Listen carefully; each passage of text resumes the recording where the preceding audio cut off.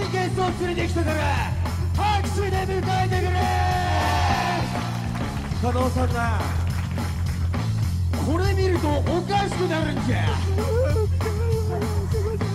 皆明家、これはな、大昔の人は世界はこうしてできているんじゃないかと想像した絵なんじゃ。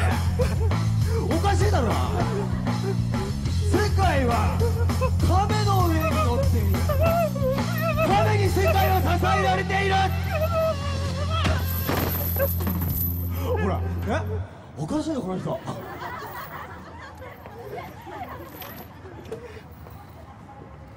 は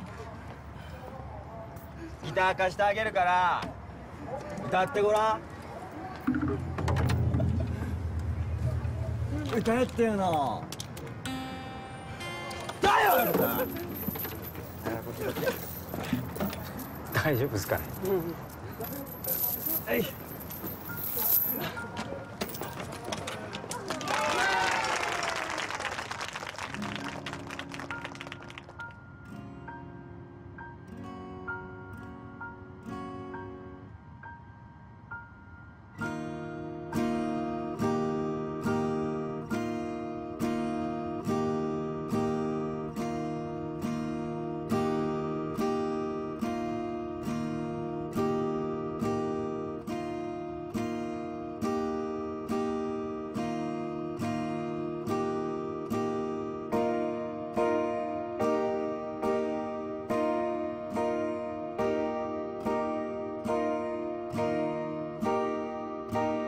東京オリンピックに向けてこの国はどんどん豊かになってく。過去の苦い思い出を捨てて目をつむり耳を塞ぎ口をつくび、どんなに幸せを作ろうって見たところで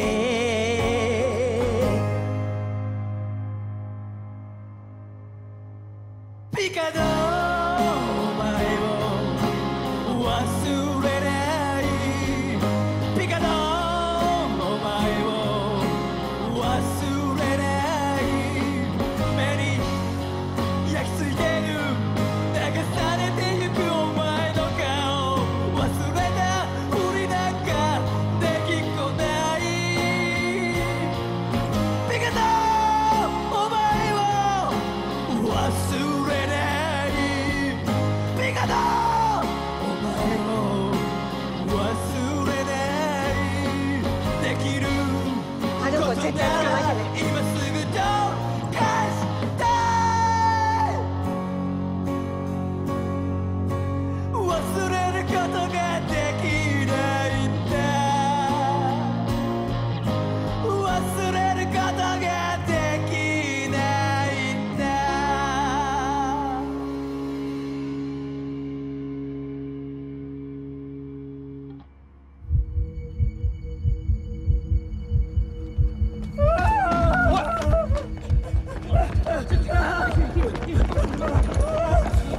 すげえじゃんお前。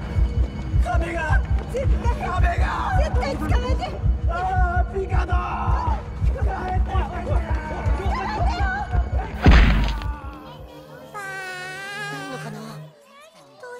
Et oui, c'est ça, Sonotion. Le mec doué de talent, qui se cherche, s'improvise par moments, absurde, punk, anarchiste, et qui fascinera par sa capacité à être imprévisible. Sonotion va être connu pour la première fois en France à travers un documentaire sur le monde otaku, des passionnés hardcore, Otaku, fils de l'empire du virtuel, de 1994 de Jean-Jacques Benex. Il apparaît pour la première fois devant nos yeux d'occidental, où le mot otaku n'est pas encore frangissé, ni même encore compris des Français, et ce malgré le succès des animés japonais dans le club Dorothée. Sa présence, consistant à crier ses poèmes dans la rue, suivi de son groupe, le mouvement Tokyo Gagaga, déguisé de manière excentrique. Rampant, roulant par terre avec son haut-parleur, gueulant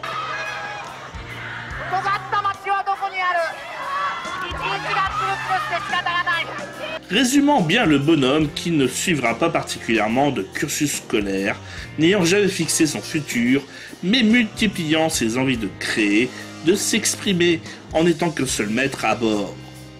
Tant pis si ce qu'il sort est douteux ou incompréhensible, il continuera jusqu'à la mort.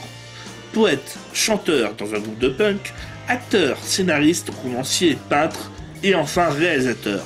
Il sera surtout connu pour cette dernière activité où le succès lui permet de s'offrir ses propres délires et ce, même si certains de ses projets sont au départ commerciaux, de se les approprier pour rejoindre son mode de pensée et ses thématiques. Seul un Shinjuku Swan lui tiendra tête et déçu du résultat réalisera un second opus pour se venger du résultat commercial du montage final du premier.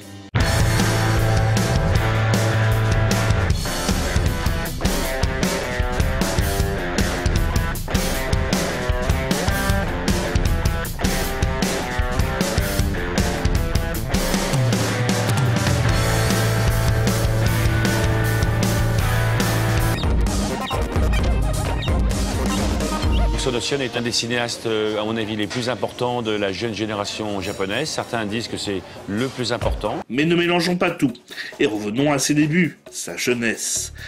D'esprit maintenant, puisqu'il est quand même né le 18 décembre 1961, et porte fièrement ses 56 ans, mais a toujours été sa force de caractère. Forte tête, ne supportant pas l'ordre et aimant le chaos de la jeunesse, qu'il représentera à merveille à travers les milliers de rôles d'adolescents de ses films, qu'il fait courir, crier et agir avec excès. Cela résume sa folle jeunesse. Publiant ses premiers poèmes à l'âge de 17 ans, créé plusieurs courts-métrages très spéciaux et expérimentaux dès ses 21 ans, mais qui lui permet d'être son laboratoire à expérience, et de gagner en 1987, soit 2 ans après son premier court-métrage, un 4e Grand Prix du Festival du film Pia pour son film Otoko no Hanamichi, qu'il a coécrit, réalisé et joué dedans. Prix qui lui permettra de réaliser Bicycle Sack en 1990.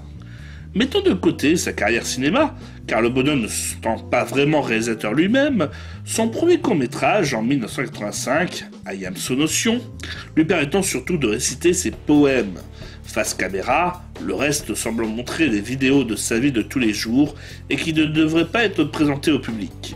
En tout cas, le support vidéo ne servant à rien, à part montrer un déséquilibré, l'auteur donc, nu, se rasant les cheveux, ou prenant des poses devant la caméra ou dans un escalier d'un immeuble qui semble abandonné.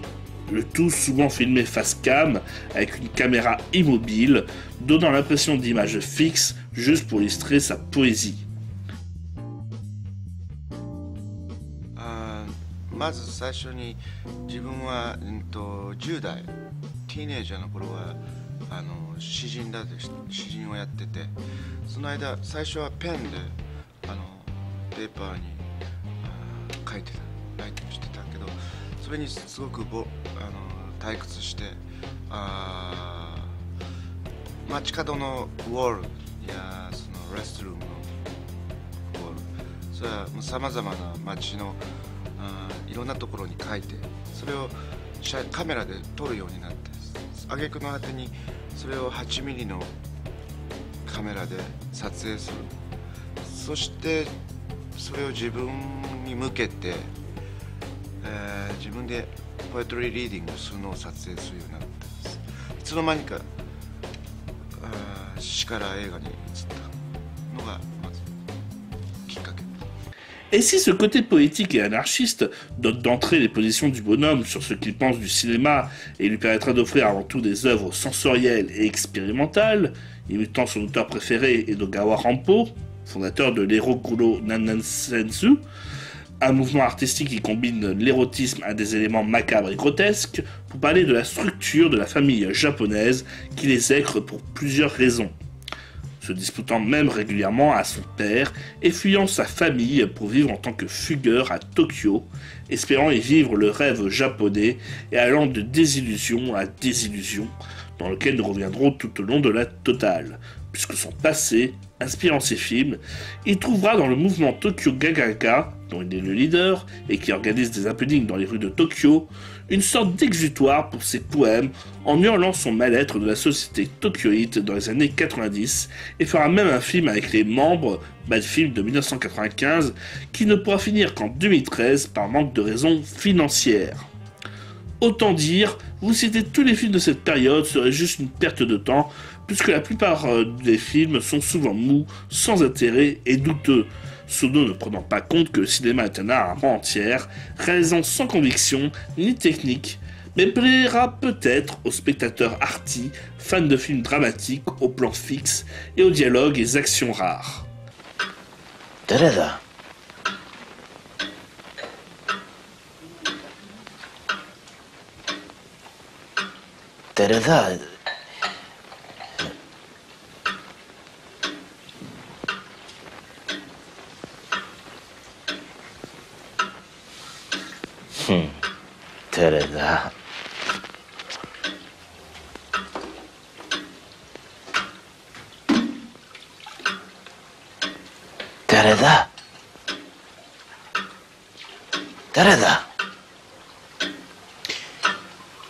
Quiero también los amigos, pero quiero latino una tipiona na mana muchacho, yo quiero matatino una tela quiero una herida, que feroz te no de todo el tiempo, puesto que ahora man aprendo, los niños cuida tu tío me da muchacho, que yo quiero corina, que quiero ver a ti, yo ver a toreadora, te quiero va fina.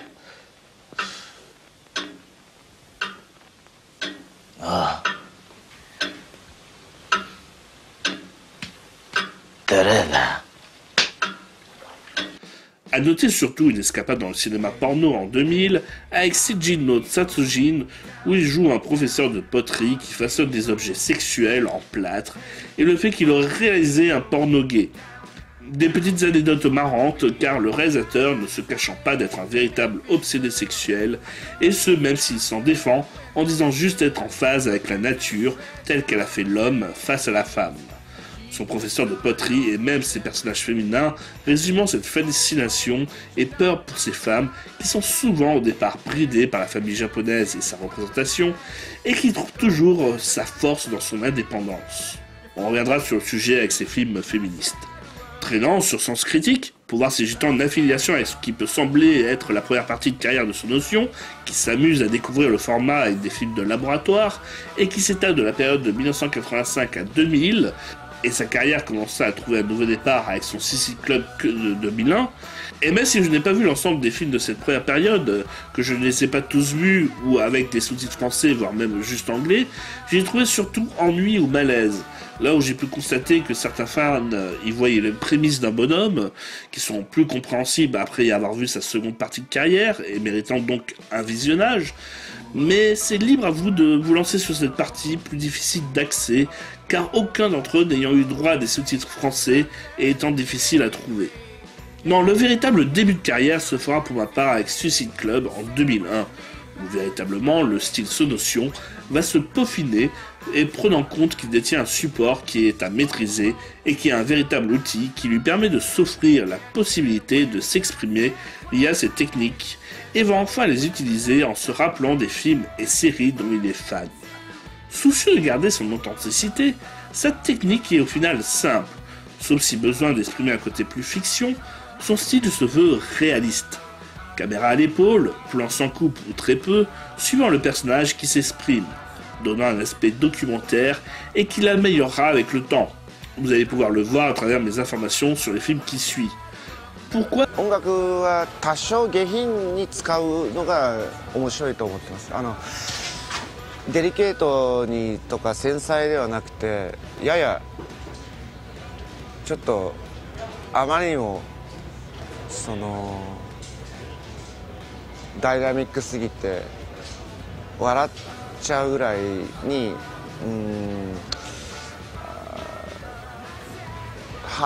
なんていうかな、はまりすぎてこうはみ出してるぐらいの使い方が面白い。Pas tant de temps pour enfin se soucier de se donner un style dans ses films. Il faut comprendre que l'auteur ne se voyait pas devenir réalisateur, ni travailler dans le cinéma. En fait, comme il le dit, il a multiplié les différents arts pour exprimer et s'amuser à voir où le succès se créait pour financer ensuite ses nouveaux délires. Que cela soit sur roman, poésie, tableau ou film, il va s'avérer que le succès va s'accentuer dans la réalisation et les projets se multipliant dans le cinéma. Il va donc pouvoir accentuer ses connaissances dans ce domaine. Suicide Club est loin d'être enfin la révolution tant attendue. Contrairement aux multiples prix qu'il a reçus, je suis là encore très peu entré dans le délire personnel du film, surtout par son final consternant et détruisant l'aspect réaliste du film avec sa conclusion grotesque et cassant l'ensemble du film avec son ton clownesque. Le véritable intérêt du film, au final, restera son introduction qui, au final, trouvera meilleur écho sur Tag. À savoir que ce film est une idée qu'il a eue à partir d'une anecdote qu'il a vécue. Il est tombé amoureux d'une femme qui était dépressive et qui va l'obliger à lui demander en mariage, sinon elle se suicide devant lui. Bien sûr, sur le coup, il va accepter, mais réussira à s'enfuir de cette folle quelques nuits plus tard pour fuir à ses obligations. Avec son lot d'écolières se tenant la main et sautant sur les rails pour se faire écraser par le métro, et donc tuant une trentaine de scènes en une seule scène, le film ne vaut carrément que pour cette scène d'introduction. Pourtant cette scène sera seule et unique, ne s'arrêtant pas sur l'intérêt de cette tuerie, mais plutôt de la pression que va opérer cette tuerie auprès de la masse. Déjà l'intérêt de ce notion se veut plus d'offrir l'après des drames pour donner l'originalité du sujet. Mais au final, seule une scène, cette introduction donc, qui marque, permet de faire connaître l'auteur au grand public. Et si Into the Dream de 2005 va commencer à offrir le véritable style de Sion, avec cette caméra réaliste mais sera plombée par un rythme et un délire encore difficile d'accès, on sent le cinéaste plus à l'aise avec le support, et va s'offrir pour moi son premier chef-d'œuvre avec Noriko's Dinner Table, suite de Suicide Club, n'abordant au final que très peu le sujet du film, sauf sur 2 ou 3 scènes. Si le film commence enfin à devenir une perle du réalisateur, c'est qu'il décide enfin de parler de sujets qu'il a connus, puisque Noriko, adolescente, au foyer japonais mou, sans vie et vivant en campagne sans rêve, va décider de fuir ce quotidien pour trouver à travers cette fugue et les aventures qu'elle va suivre, la véritable soi qui va pouvoir s'exprimer à travers une mentor. Noriko étant le réalisateur sous notion lui-même, qui va fuguer de son foyer, de son père tyrannique et de sa mère poule pour vivre le rêve tokyoïte et espérer s'exercer à ses arts et trouver sa voie. C'est un des aspects que j'aime dans le réalisateur. Il s'inspire de sa vraie vie pour retranscrire des véritables sensations à une histoire de base pour ensuite l'enrober de nouveaux détournements. Mais de par cette base réaliste, on se retrouve avec un film maîtrisé et réaliste, avec un réalisateur qui semble d'ailleurs torturer ses acteurs et actrices pour les forcer à être le plus sincère possible face à ses sentiments. Il est vraiment dans la tranche du goût, du mauvais goût, mais par contre il a l'énergie du metteur en scène, il aime bien travailler avec les acteurs et travailler sur la multiplicité des personnages. 愛がなければ金を取らなきゃ。指示ではないです。教官みたいな感じ。もう監督とか演出家じゃなくて教官、軍隊の教官と同じで、もう厳しく統率するだけです。 En fait, par sa sensibilité, sa débrouillardise et surtout son amour de l'art, il sait comment réagir et retranscrire son vécu. Il y a bien sûr un manque encore, le côté documentaire est souvent suivi par des mouvements de caméra trop brusques, ou restons trop près des acteurs avec une image crade sans photographie, qui certes ajoute un aspect réaliste, mais détruit l'aspect art cinématographique. En tout cas, en 2005, à l'instar de Takashi Miike, il enchaîne encore 2 films, Strange Circus, qui est son film le plus David Lynch, avec certes une photographie toujours dégueulasse, mais servant cette fois-ci le propos. Il rajoute un monde surréaliste et fascinant pour utiliser sa métaphore de la psyché de l'héroïne du film. Offrant un film très cru et réaliste sur un sujet sensible, la pédophilie, et offrant une descente aux enfers, et contrairement au final complètement surréaliste et surprenant de Suicide Club, Strange Circus a pour lui un twist final finalement logique, en plus d'être surprenant et enfin bien malsain, au point d'offrir un final très pessimiste. C'est d'ailleurs bien souvent les finales des films de ce notion s'il y a bien un côté sombre. Mais il y a toujours un semblant d'espoir uniquement pour les jeunes. Les adultes, eux, auront été enfermés depuis trop longtemps par la bonne image de société qu'ils se doivent de garder et ne supportant pas leur libération au point de craquer mentalement. Là où les jeunes auront la fougue de leur jeunesse, criant de partout, sautillant ou courant.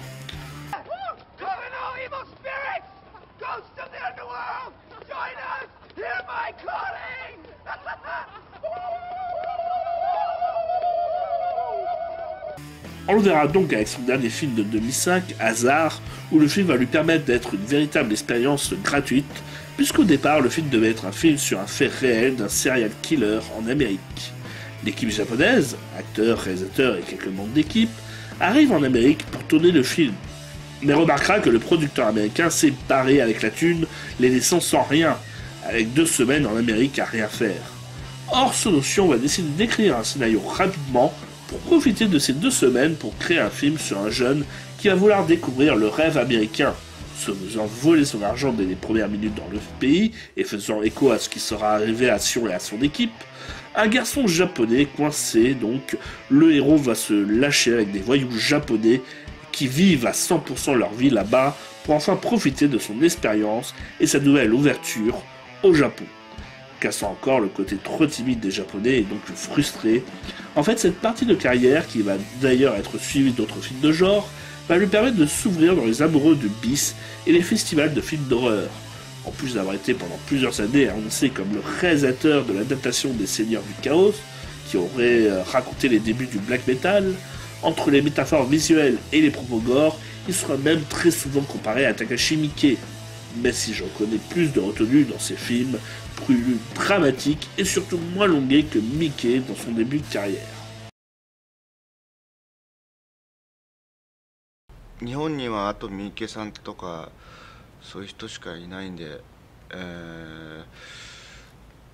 どこ、よくクエスチョンには三池さんと比べたりあるいは似ているところとか指摘されるんですけど、これパーソナリティとしてはお酒飲んだり一緒にお酒飲んだりとかするけども、映画的にはインフルエンスはないと思うんです。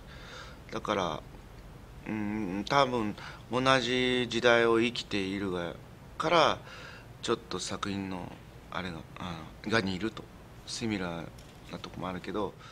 Le succès est enfin présent sur un des nombreux supports dans lequel il s'est essayé. Les projets augmentent et cela lui convient et lui permettra donc d'améliorer sa technique.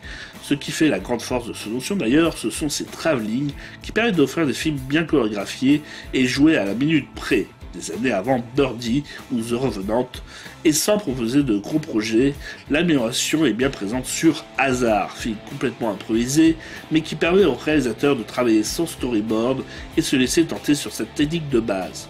Ce qui permet aussi donc d'éviter le maximum les erreurs de raccord, mais de proposer de longs plans qui font voyager et donnent une impression immersive au film. 2006 signe 2 projets dont je ne pourrais vous parler car introuvables en VOST français ni même en VOST anglais, Balloon Club et le drama Jiko Keisatsu, où il réalise l'épisode 4 et 6. Il faut savoir que le succès aidant, Sonotion va régulièrement donc travailler pour la télévision ou le blockbuster. Il y aura donc des dramas, des adaptations de manga et enfin des téléfilms. Et si les adaptations de manga qui auront droit à un réseau international, les dramas et téléfilms seront quant à eux difficiles d'accès. Mais pour le peu que j'ai vu, et ce malgré sa réalisation, les scénarios étant très limités, ce n'est pas plus mal. 2007 arrive le premier J-horror movie de sa carrière. Entendons-nous bien, ceci n'est pas pour dénigrer, mais le J-horror est ce que à la J-pop est à la pop. Un équivalent sauce japonaise avec une femme fantôme aux cheveux noirs souvent qui viendra hanter d'autres congénères. Une sauce donc rabâchée pour rien proposer d'original, mais surtout proposer du film d'horreur en masse pour les fans du genre. Or, s'il y a bien un véritable intérêt, autre que les scènes de meurtre, véritablement gore et original pour le genre, c'est le côté social avec cette mère de famille haïssant le poids qu'est sa fille, pour sortir, boire et baiser, et qui abandonnera celle-ci régulièrement à sa sœur, héroïne, qui va vouloir protéger sa nièce. Là encore, dans XT, nous sommes dans le thème de la destruction de la famille japonaise traditionnelle, qui n'est pas véritablement l'aspect mis en avant du film, mais qui permet de rajouter du relief à des personnages qui auraient vite devenu fades et caricatural sans cet arc narratif original dans un film d'horreur. C'est ce qui rend passionnant Sonotion dans ses longs métrages, même de commande, et qu'on reverra bien souvent. Il ajoute régulièrement ces thématiques à ses films pour les conduire à redevenir des films critiques sur la société ou sur des thèmes qui vont le toucher plus tard comme Fukushima et l'inaction du gouvernement.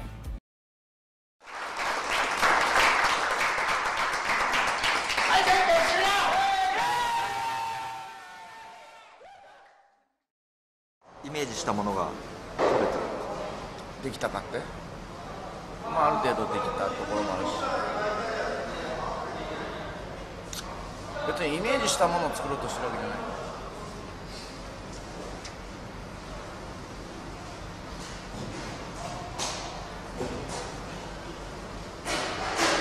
まあ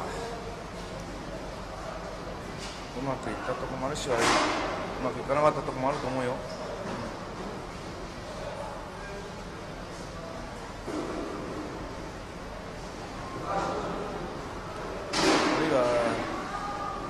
作らなければよかったとも言えるよね。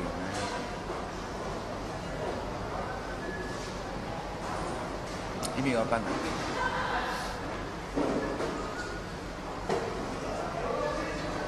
作品を1個作ると傷つくんだけど、自分の心が結構愛のむき出しは相当俺の心は傷ついた映画なので、作らなければよかったよなと思うことが何回もあった。毎日が苦痛ですごく自虐的で、本当に苦痛の連続だったの。何回も作らなければよかったななんて思う。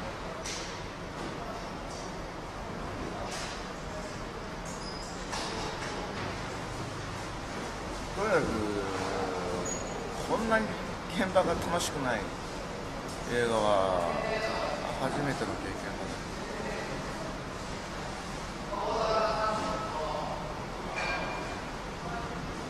楽しさがなかったな。毎日苦痛だった。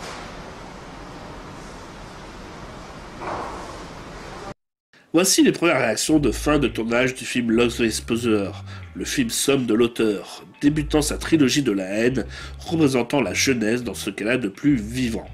Ce film de 4 heures regroupe tout ce que l'auteur sortira dans ses prochains films, abhorrant les genres sur le support du drama, s'inspirant encore une fois de sa vie réelle, où par manque d'argent et par faim, il va suivre des représentants d'une secte, faire croire qu'il va adopter ses doctrines pour avoir de quoi dormir et manger. Mais au vu du caractère dangereux des phases de ses croyants et de ses obligations, il va devoir tenter de s'échapper de cet asile qu'il trouvera dangereux au fil du temps. Pourtant, malgré le dégoût du tournage, que cela soit pour l'actrice principale ayant souffert des recommandations de Sion, ou du réalisateur épuisé à tout jamais d'un tournage aussi éprouvant, le film est pourtant son chef-d'œuvre, le summum de sa carrière, et ce dès 2008, où le film trouve écho dans ses mélanges de genres, à la réalisation adéquate selon le style, trouvant sens à travers le vécu de l'auteur et les acteurs pris par l'histoire, comme s'il la vivait, et réussissant à achever son style de réalisation, juste en prenant légèrement plus de recul pour une visibilité améliorée, mais gardant l'immersion totale au récit.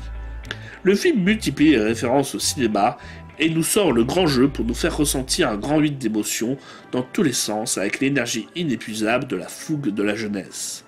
D'un enfant qui va vouloir subir les foudres de son père pour avoir sa reconnaissance, découvrir ses véritables envies, se forger une indépendance, aimer et trouver la voie de la vie et donc de la souffrance pour réussir dans celle-ci. Je le répète, mais sûrement l'un des plus grands films de tous les temps, et les fans de reconnaître sa supériorité dans la filmographie de Sonotion.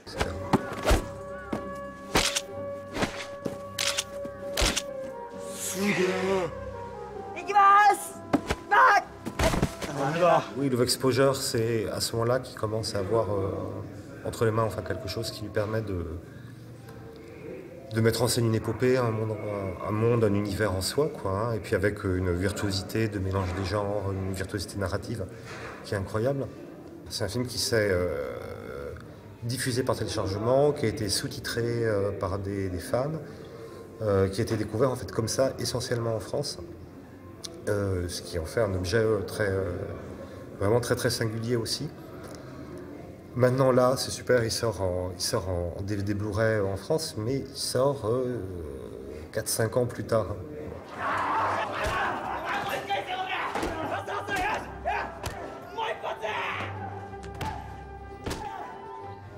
Mais je pense qu'il faut Enfin, tout simplement commencer par l'exposure, je pense. Voilà. Il n'y a pas à tourner autour du pot, c'est vraiment celui-là qu'il faut voir en premier, puisqu'après ça peut...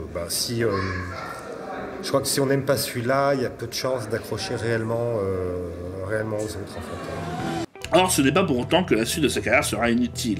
Il va pouvoir s'améliorer sur des sujets qu'il a abordés tout le long de sa carrière, pour leur trouver petit à petit, là aussi, leur film somme, et enfin pouvoir s'orienter sur de nouvelles thématiques ou genres.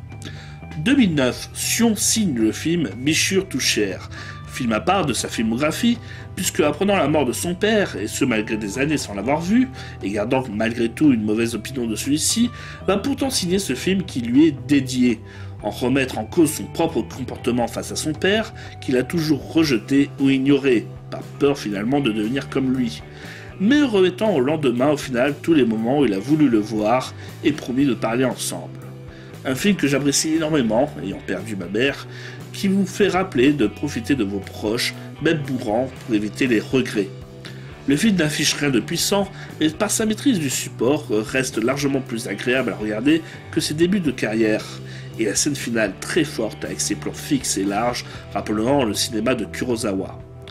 Pourtant, dès 2010, Sushi Typhoon, un studio financé par les Américains pour offrir du what the fuck à la sauce japonaise vu par les Américains, et qui sera dirigé par Nobuo Iguchi, réalisateur de Dead Sushi ou de Zombie Ass, ou du drama Prison School, ou encore du réalisateur et créateur de FX Yoshihiro Nishimura, vont lui proposer un projet, connaissant le bonhomme pour sa folie. Or, l'auteur va encore s'inspirer d'un fait réel, d'un véritable tueur en série, encore une fois, pour poser son second opus de la trilogie de la haine, et celle-ci sera sur le rôle du père dans la famille japonaise. Délaissant sa famille pour le travail, sa femme compensant son manque sexuel et sa fille son manque d'autorité et de paternité, tous les deux via le visage de son voisin et de son concurrent, bien sous tout rapport, mais cachant ses pulsions de tueur en Syrie, enfin les cachant, le bonhomme trouvant le véritable pigeon via ce père de famille pour en faire son acolyte, ne se doutant pas au final que cet écœurement et ce surplus va faire exploser en lui tout soutien social qui le maintenait dans son rêve idyllique de vie de famille parfaite.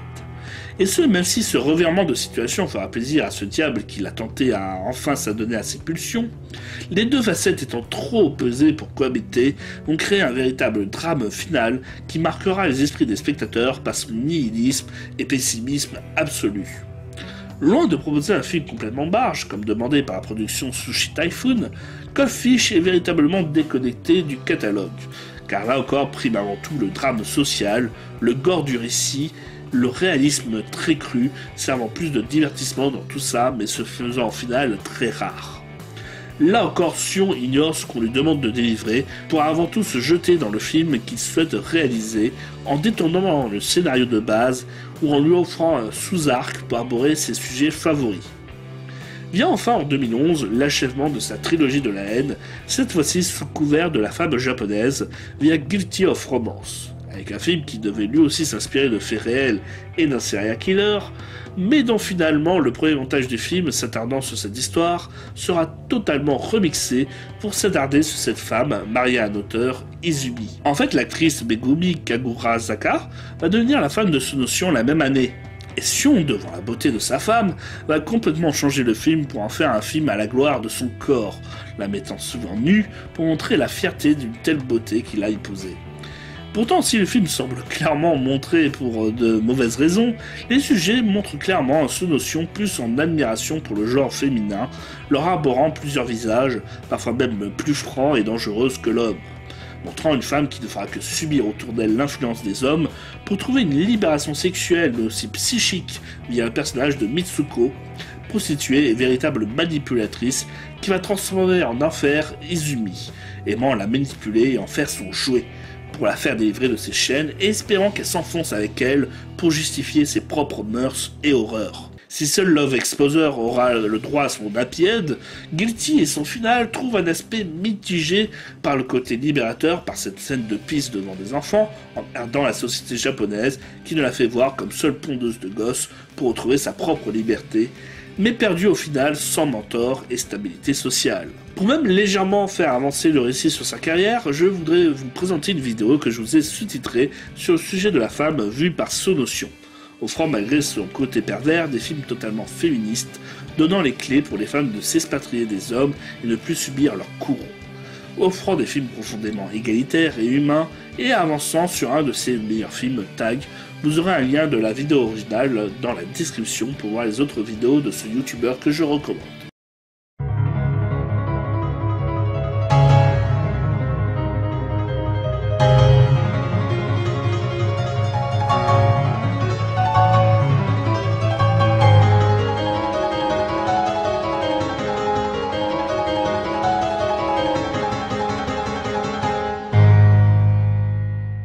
Few filmmakers are as bold as Sion Sono.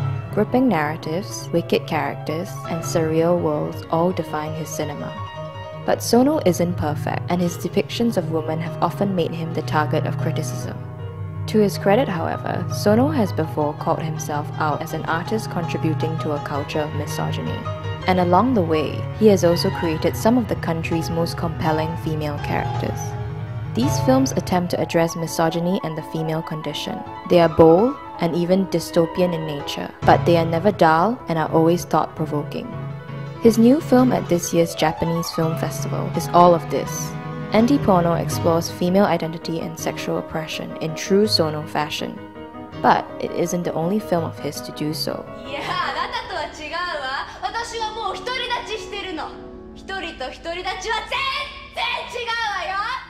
His 2011 psychosexual nightmare, Guilty of Romance, is a brazen film. It sees women attempt to take back their sexual power from the men who've robbed them of those pleasures.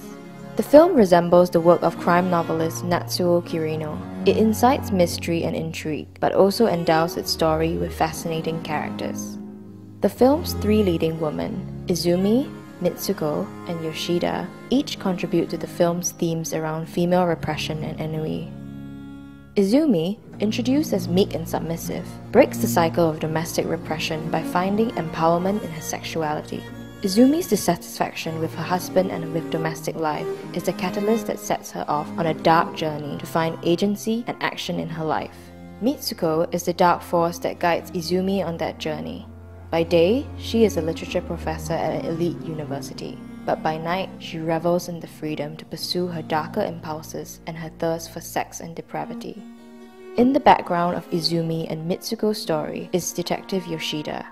Like Izumi, there is a sense of ennui about her, which leads her to seek an extramarital affair.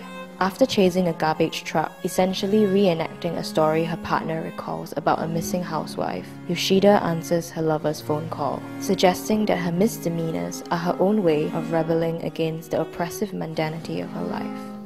Although these characters chase the darker side of life, it isn't to say that they are better off. But they are free in the sense that they have chosen their own hell instead of being trapped in the box that society put them in. Live or die, these women would rather choose a moment of freedom over being chained to domesticity for the rest of their lives. 普段絶対やらないことを自分が気づく前にやること。それで運命が変わるの？うん、絶対。Sono's 2015 film, Tag, is less subtle in its themes, but just as effective. For one, Tag subverts the final girl trope established during the rise of the slasher genre. It comments on the danger of a trope that disguises itself as being pro-feminist when it is anything but. The final girl trope allowed for a woman to survive to the end, but at what cost?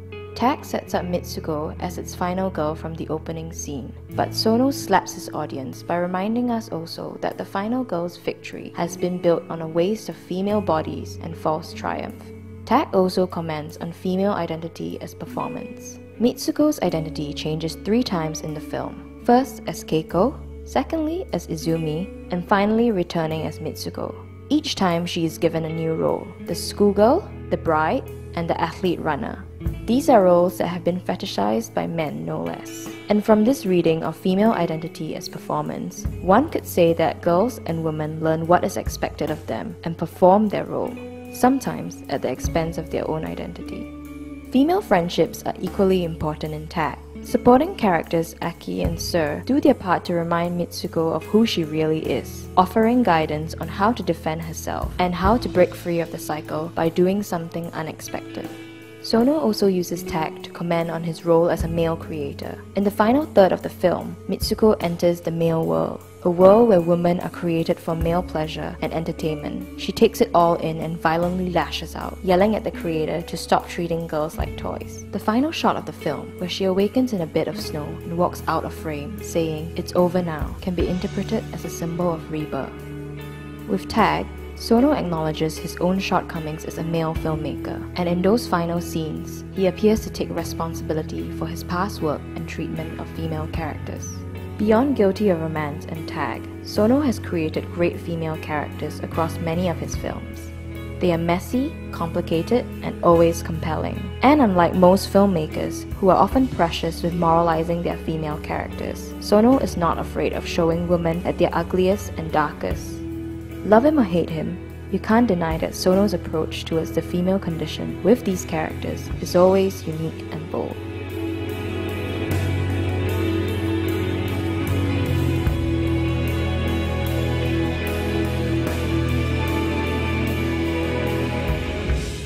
« 2011 achève enfin sa trilogie de la haine sur la famille japonaise et son endoctrinement qui ne prend plus de nos jours, et dont les valeurs dépassées pour l'auteur ne font qu'engendrer malheur et frustration. Vient pourtant en 2011 un nouvel aspect qui va bouleverser notre Puck, adepte à la révolte face à l'absurdité de notre monde, le drame de Fukushima.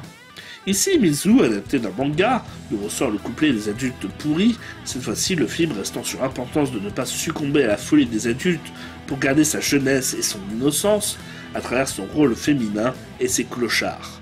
Le film étant véritablement bouleversant et attachant par ses personnages principaux qui tentent de survivre et de ne pas s'autodétruire à contrario des parents du héros, et de trouver surtout leur voie à travers pourtant leur héritage. Dans tous ces films, la famille est un endroit qui est destructeur, qui est un peu le creuset de toutes les oppressions, de même les perversions aussi. Dans Imizu, le père est un monstre aussi qui souhaite à son fils que son fils n'ait jamais existé. Voilà. J'aurais été plus heureux s'il n'avait jamais existé, donc le fils se retrouve complètement néantisé par son propre père, et donc ce qui est sûrement la source de ses névroses aussi.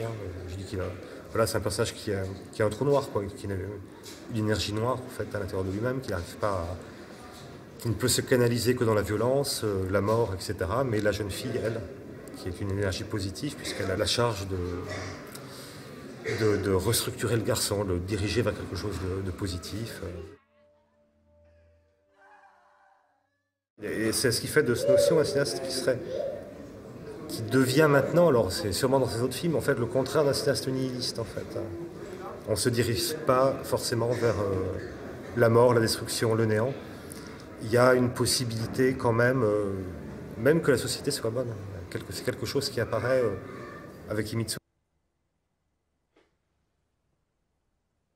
L'auteur, au détour d'une scène totalement inédite du manga, se permettra de faire référence au drame de Fukushima et de la bêtise de l'État pour gérer cette catastrophe et rester au final encore sur la position pro-nucléaire qui les menace, à travers un personnage néo-nazi des plus détestables et dangereux. Le film est encore une fois une réussite très bruyante et énergique, qu'encore sur la position des jeunes qui sont la vie et le futur, soit l'espoir de notre monde.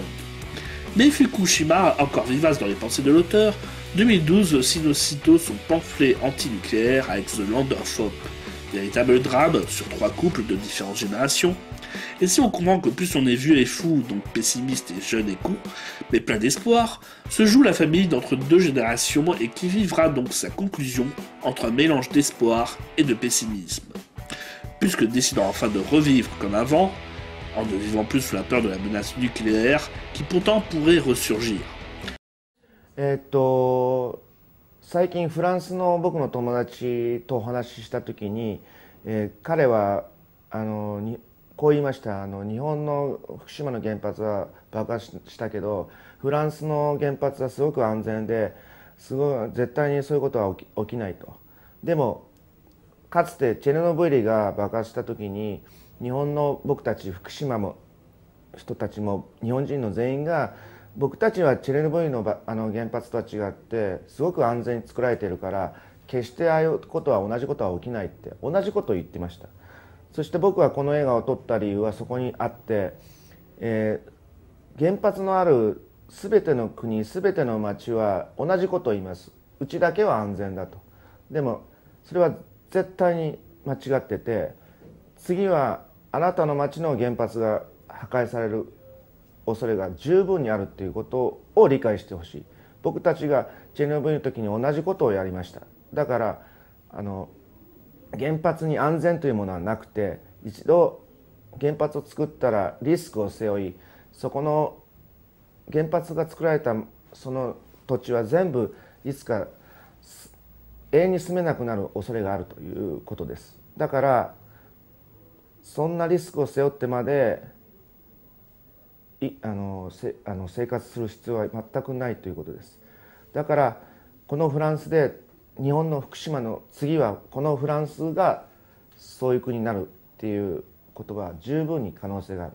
その可能性をそのリスクを背負ってまで、原発に頼る必要は全くない。つまり私が言いたいことは原発はいらないということです。世界中全て原発はいらない。我々もみんなで同調して一緒に言葉を発してほしいです。Le film permet à l'auteur de rappeler la folie de comment a été traité cet accident inédit par l'État en montrant un nouvel incident identique, reportant les actions vues dans les documentaires et surtout en tournant dans les lieux du drame, et ce malgré les risques de radiation. Encore une fois, l'auteur privilégie tout ce qu'il peut pour retranscrire la réalité. Je ne vais pas me répéter, à part pour ceux n'ayant aucun intérêt cinématographique, et sur lequel l'auteur se sera foiré, mais la plupart des films dont je ne m'attarde pas sur leur qualité sont aussi à regarder, car de véritables chefs-d'œuvre à leur façon. Entre drame et scène d'action, Land of Hope étant plutôt calme et plus proche d'un bichur tout cher. Il y a de quoi s'attarder sur tous les films de Sonotion, de cette période Suicide Club jusqu'à aujourd'hui, puisque l'auteur épuise véritablement tous ses idées et ses sujets pour offrir des films inoubliables en maîtrisant enfin ses récits et sa dynamique, proposant bien souvent une montée en puissance allant jusqu'à des climats atroces, traumatiques pour des films violents, ou vers un aspect libératoire, éclatant enfin vers l'éveil du message et de son bienfait pour ses films positifs. Mais l'optimisme, par exemple, chez Sonotion, n'est pas forcément un optimisme de la happy end, c'est ça en fait.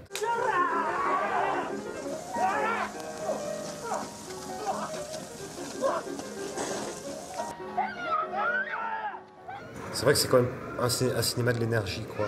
Voilà, de l'énergie. Je pense pas que ce soit quelqu'un qui fasse des storyboards ou des choses comme ça. Ou, disons qu'il y a, voilà, il y a un sentiment, une émotion qui veut transmettre. Il y arrive de mieux en mieux. Voilà, par exemple, les radiations, l'invisible dans l'Anophobe arrive à créer une angoisse avec quelque chose qui est par essence invisible, mais qui est partout, tout autour.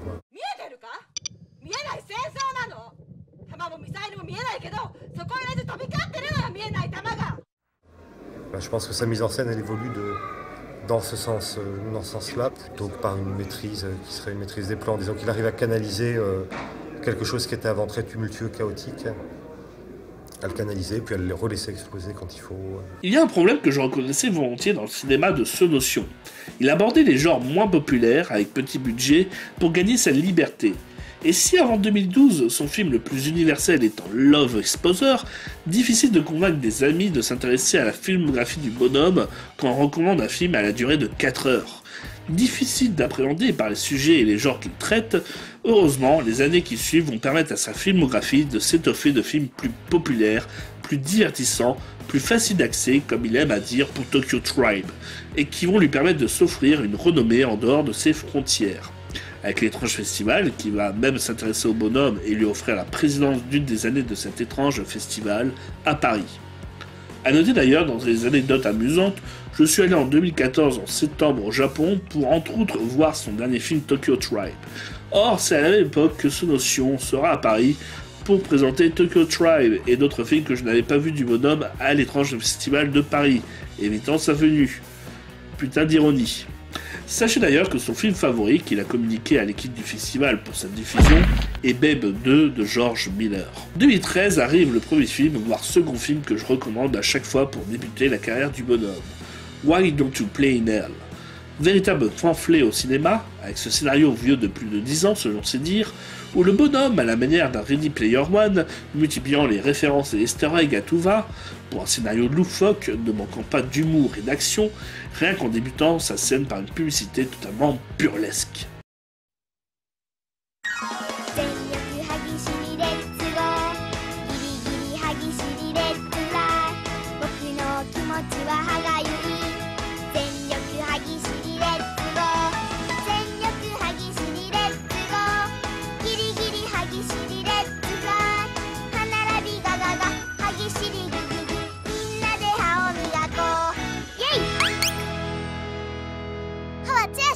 Le film se veut avant tout une lettre d'amour pour le cinéma populaire qui a plu à Sonotion à travers un film de Yakuza, avec toujours ces jeunes remplis d'énergie, avec même ce réalisateur excentrique et fou rappelant l'auteur. Le message est clair. Quitte à ce que ça soit le dernier, donnez toujours tout dans vos films. Ou créations bien entendu. Et c'est en gros ce qui se passe sur le film ou son climax, un tournage ensanglanté et rythmé aux multiples idées, toutes plus géniales les uns aux autres, avec 3 arcs narratifs qui fusionneront dans ce final.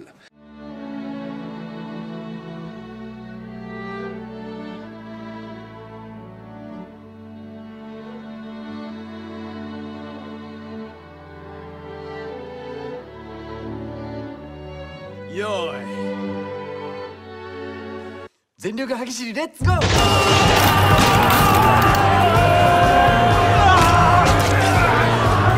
カットカットカット。じゃあもう一度行きましょう。非常事態だ。映画班を作る。しかし俺ら映画を撮ってみたい。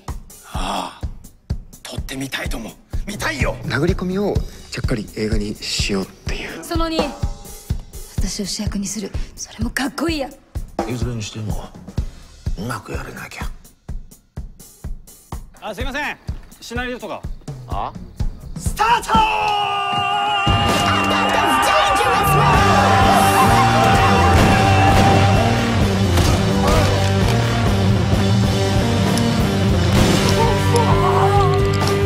今だ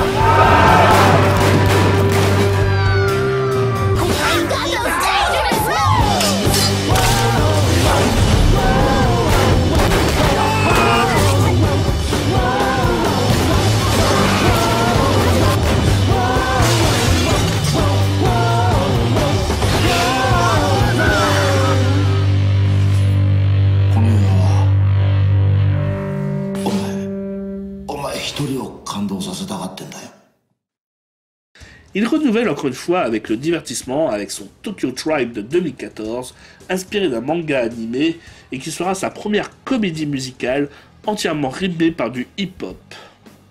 Il fera même une vidéo sur la chaîne YouTube du film pour recruter le maximum possible de figurants, le budget serré n'aidant pas, pour représenter une ville futuriste de Tokyo, divisée par quartier, et permettant à l'auteur d'agrémenter encore plus ses travelling avec des grues pour donner des images vues du ciel de cette cité fictionnelle et entièrement créée pour l'occasion. L'auteur s'accapare l'œuvre pour, tel Tim Burton dans Batman Returns, donner l'omniprésence à l'écran aux méchants, dont un père, Riki Takuchi, qui réussit à cabotiner encore plus que prévu, et y retrouvant donc ses idées et thèmes, et surtout son humour en dessous de la ceinture, car cette rivalité qui ne sera qu'un combat sur qui a la plus grosse. S'améliorant depuis 2 films sur aussi la photographie et les FX, Tokyo Tribe est carrément un film expérimental de par sa fusion des couleurs et pourtant son sujet simpliste, son humour et son style offrant véritablement un monde ouvert, accessible aux spectateurs, tant que vous ne soyez pas allergique au hip-hop. 2015 me permet de parler d'un des dramas qu'il a dirigé de partout, proposant la réalisation des épisodes importants, d'un téléfilm et d'un long métrage concerné sur le sujet, et qui concrètement donne l'impression que l'auteur s'est de nouveau perdu dans sa perversité de l'époque de son film porno, où la série, trop mal rythmée, et n'ayant que des filles en petite tenue à proposer sans grand fond. Le film est même un prétexte à présenter les différents fantasmes de l'auteur sans véritable intérêt. Et il y aurait même une rumeur comme quoi l'auteur était tellement très peu inspiré par cette réalisation qu'il avait demandé justement à un technicien de réaliser les scènes du film pour compenser et s'en aller boire un coup. だからテレビコードギリギリのところに調整したいと思ってるし、今回はテレビでできるエロティックなものの限界まで挑みたいなと思って。ストーリーはある月食の夜にある町で、たまたまオナニーをしていた童貞と少女だけが超能力を得てしまったとこから始まる。あんまり僕はそういう映画とかテレビとかあんまり意識しなくて、面白いことがやりたいだけなんで、区別とかはしてないです。 Or, en 2015, arrivera entre autres Tag, véritable film féministe, ajoutant des travelling en drone et apportant encore plus de gigantisme à la réalisation de l'auteur, et proposant un film choc et coup de poing, où la maîtrise du mystère et de son cliffhanger, porté par un enchaînement de scènes choc, qui se prête justement parfaitement au récit et qui change d'arc narratif régulièrement, et donc vous comprendrez la raison par sa conclusion, permet d'offrir un film véritablement fou et ambitieux. Le sujet étant l'émancipation de la femme objet par un délire visuel SF divertissant et réjouissant. Rien que sa scène d'introduction tourne en boucle sur le net de par le nombre de meurtres à la seconde du film, proposant des tonnes de scènes d'action sur un fond et un propos féministe avec les métaphores maîtrisées et plus ouvertes et aux réactions des actrices remplies de la fougue de la jeunesse et le mépris du monde des hommes de par sa simplicité. Le bonhomme se fait plaisir dans le divertissement et se lance plus facilement dans les projets plus ouverts entre désirs personnels comme Love and Peace, scénario personnel qui lui permet de faire un film de kaiju, film de monstre, à sa sauce bien personnelle. Le monstre n'étant qu'un prétexte pour parler d'une rockstar qui va perdre ses repères et ses véritables amis par le succès qui va l'entourer. Métaphore propre de l'auteur qui a peur de se perdre à travers les films de commande, faisant même une métaphore à son groupe de punk, reprenant sa publicité de dentifrice de Why Don't You Play in Hell, version rock qu'il chante avec son groupe.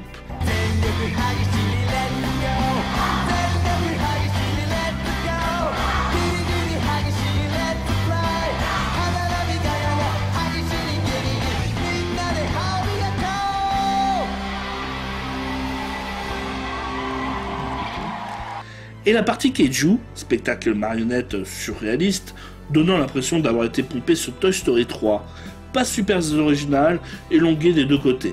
Mais c'est bizarrement son Shijuku Swan, adapté d'un manga, avec certes une réalisation plus classique, on sent qu'il n'a pas eu le droit au montage final.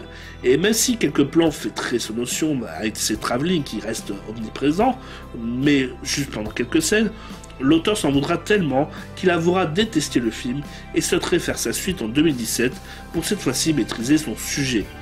Or, pourtant, si je n'ai pas vu le second film, le premier film par ses acteurs, dont le fabuleux Yamada Takayuki, un acteur qui me fout une claque à chaque fois par son jeu, aborde le quartier de Kabukicho, le quartier chaud de Shinjuku. C'est le parfait lieu pour les hantises et les perversions de son auteur.